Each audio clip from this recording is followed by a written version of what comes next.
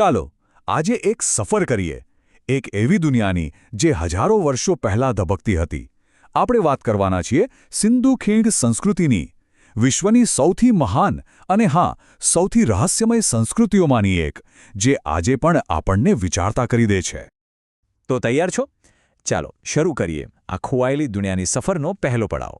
આ એક એવી સભ્યતા હતી જેણે પોતાના સમય કરતાં સદીઓ આગળનું જીવન જીવી બતાવ્યું હતું.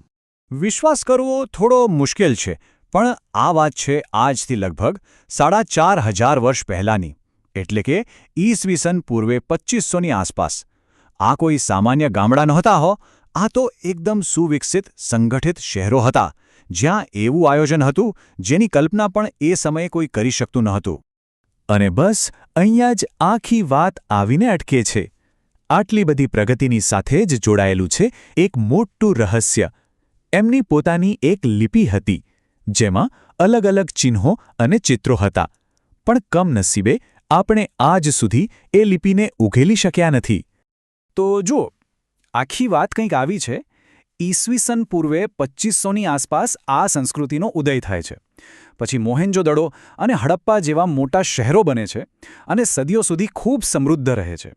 અને પછી ઈસવીસન પૂર્વે 1900ની આસપાસ ધીમે ધીમે આ સંસ્કૃતિનું પતન થવા લાગે છે. આ લોકોની અસલી કમાલ જોવી હોય ને તો એમના શહેરો જોવા પડે.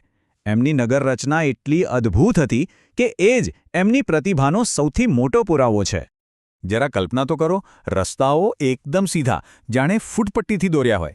મકાનો એકસરખી સાઇઝની પાક્કી ઈંટોમાંથી બનેલા, અને ગટર વ્યવસ્થા અરે એવી આધુનિક કે આજના એન્જિનિયરો પણ જોઈને દંગ રહી જાય. દરેક ઘરમાં પોતાનો કૂવો અને શૌચાલય હતું. આ બધું એક મજબૂત સેન્ટ્રલ પ્લાનિંગ વગર શક્ય જ નથી.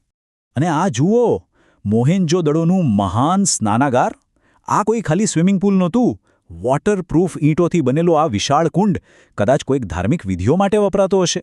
આ તેમની એન્જિનિયરિંગ અને સામુદાયિક ભાવના બંનેનું પ્રતીક છે. આ જ તો સૌથી આશ્ચર્યની વાત છે. એક બાજુ આટલું જબરદસ્ત પ્લાનિંગ, આટલી ચોકસાઈ અને સ્થાપત્ય, અને બીજી બાજુ એક એવી ભાષા, એવી લિપિ જેનો એક અક્ષર પણ આપણે વાંચી શકતા નથી. તેમની સિદ્ધિઓ જ તેમની ભાષાના રહસ્યને વધુ ઘેરું બનાવે છે. શહેરો તો જોયા, પણ એમાં રહેતા લોકોનું શું? એમનું જીવન કેવું હતું? એ લોકો શું કરતા હતા? ચાલો હવે જે પુરાવા મળ્યા છે એના આધારે એમના રોજિંદા જીવનની એક ઝલક મેળવીએ.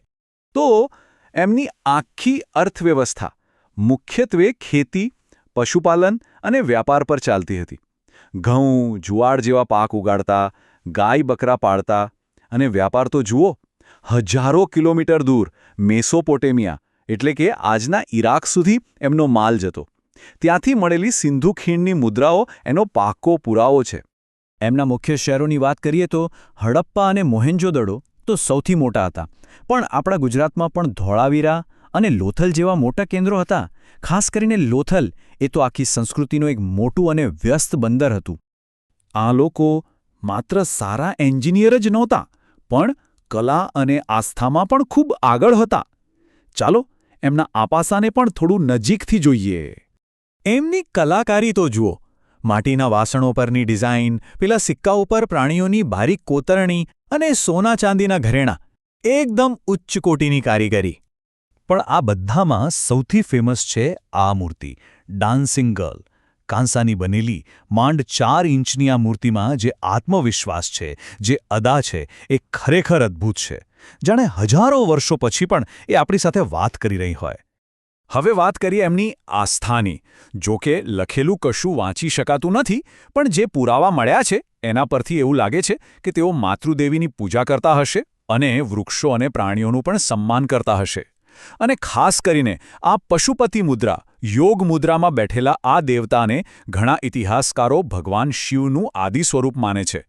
પણ પછી આ આટલી મહાન સંસ્કૃતિનું થયું શું? એ ક્યાં ગાયબ થઈ ગઈ? આ આખી વાર્તાનો સૌથી મોટો અને વણે ઉકેલ્યો સવાલ છે.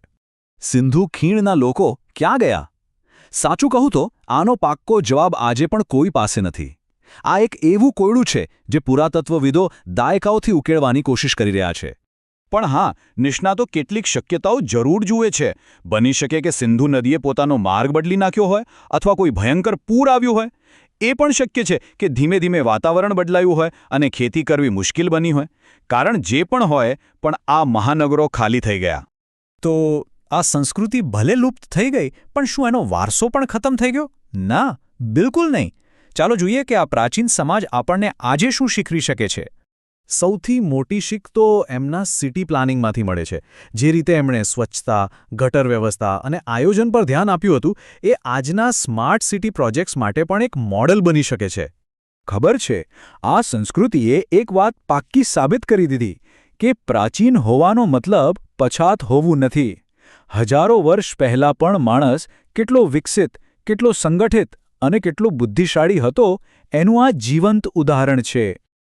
અને હવે બસ એક છેલ્લો સવાલ. જરા વિચારો, જો કોઈ દિવસ આપણે એમની લિપિ ઉકેલવામાં સફળ થઈ જઈએ તો ઇતિહાસના કેટલા પાના ફરીથી લખાશે? કયા નવા રહસ્યો આપણી સામે આવશે? આનો જવાબ કદાચ હજી પણ ધરતીના પેટાળમાં ક્યાંક આપણી રાહ જોઈ રહ્યો છે.